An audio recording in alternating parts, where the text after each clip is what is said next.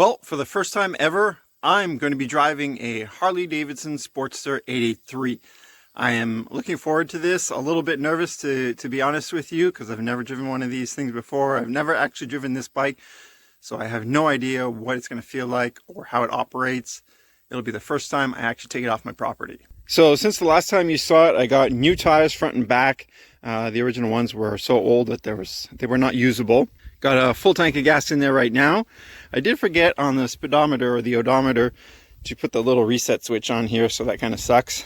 But really there's kind of just 1 kilometer on there, which isn't much. I kind of want to use the odometer a little bit just to calculate the gas mileage, because I have no idea how far I'm going to go on one tank. I did a nasty quick fix right here to get rid of that little chip that was there. I literally just went with the spray paint and done with it.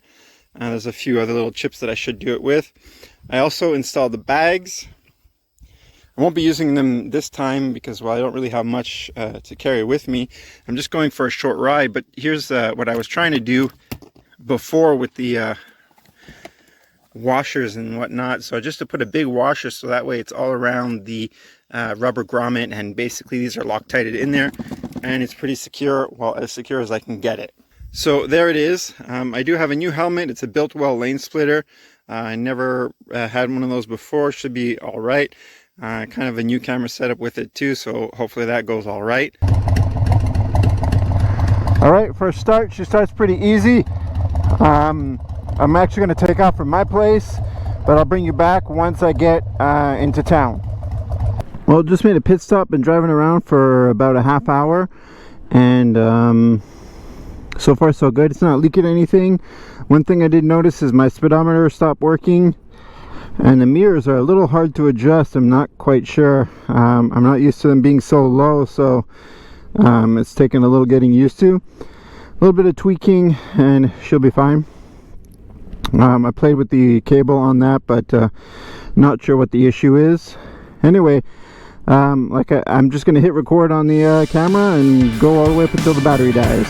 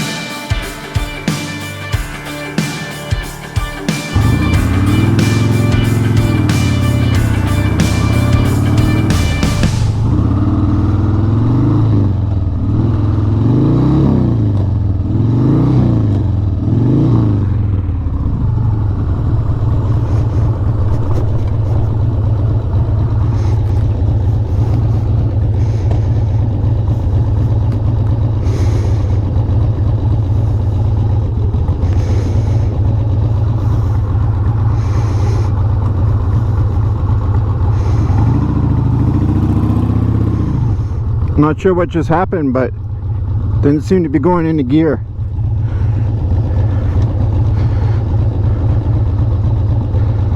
Maybe I'm just not pulling up on it enough.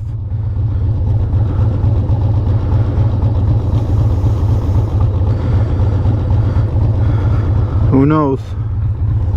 We'll just take it slow.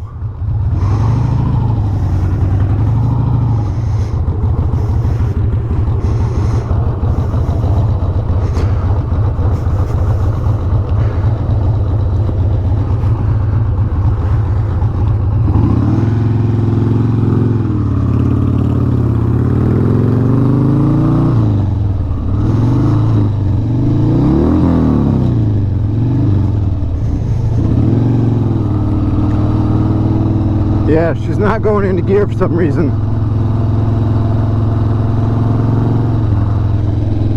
I don't know if it's the foot peg setup or what, but I'll play around with it.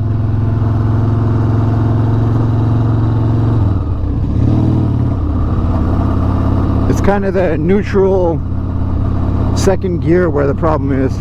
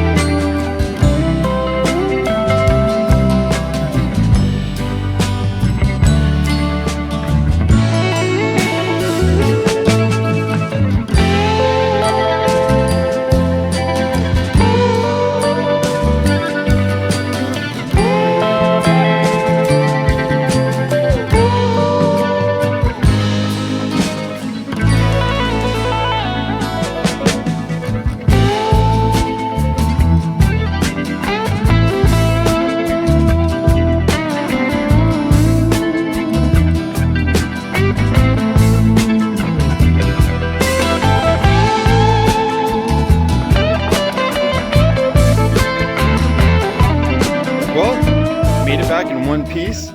That was a pretty fun ride. I have to say, I think I understand why people like some of these Harleys, at least some of the older ones anyway. I don't know about the new ones. I can't say anything about that. But I have to say that when you kind of go wide open throttle or even 3/4, this thing pulls you back. It's pretty torquey, and I wasn't expecting that. I had heard that that's what they were like, but didn't, never experienced it for myself because I've never driven one. So overall, pretty happy and amazed by this bike. I know it's not a huge bike or one of those, fancy bagger with all the accoutrements and all that stuff on there, but I'm happy with mine. The only things that I would change or at least fix on mine right now in its current state is I really do have to deal with the speedometer. I know I did probably over 150 kilometers, so that's probably 90 miles or something like that, and it never fully got back on track. I'm not sure if it's just the cable or if it's something else. Maybe it's binding up somewhere, maybe in there. Maybe it's just that piece down there. I'm not sure. I rebuilt all the brakes. The brakes are amazing. They are really tight and strong, and I don't have any issues at all. The bag's pretty much good. Can't say anything there. The other thing that I want to change or fix is this guy right here. It's got too much slack. I'm probably going to look for something to bring it back into its original position or the original foot pegs. I really don't like this. As you saw earlier in the video, I had some problems shifting. It didn't go away once it was warmed up or anything like that. It just became like an issue trying to shift. The other thing is that this thing ends up, if you pull too hard, it'll lock in the back position. There's too much of a pivot point here, and I'm not a big fan of that. This bike sounds amazing and just wants you to open it wide open throttle. I really like this bike. I didn't think I was going to like it this much, surprisingly enough. And you know what? The seat's not too bad. I mean, thank goodness for the suspension. That takes up most of the the bounce. That kind of fared okay. I might just want to thicken up it a little bit more, but not go crazy. But overall, I'm happy. I'm happy with the project.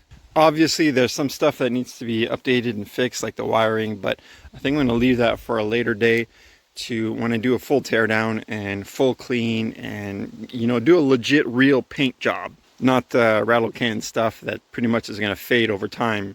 One sad thing is this bike's not always going to stay clean. I do have to go over a kind of muddy, sandy area for my driveway and the road to the main road because I live in the woods. All right, guys, I have to say I'm impressed. I like this project. I enjoyed it. It was a long time coming. I was to the point where I was like not even sure if this thing, I would ever ride it. But I did today, and it was pretty monumental. I'm really happy with that. And the outcome, get your projects off the jack stands, out the shop, out of the garage, do something with them. I know a lot of YouTubers kind of say that thing, but it's legit. Go finish your projects or sell it because somebody else will want it and will finish it. And maybe you can move on to something else. Look, guys, just want to say thank you. I do appreciate it, and take it easy.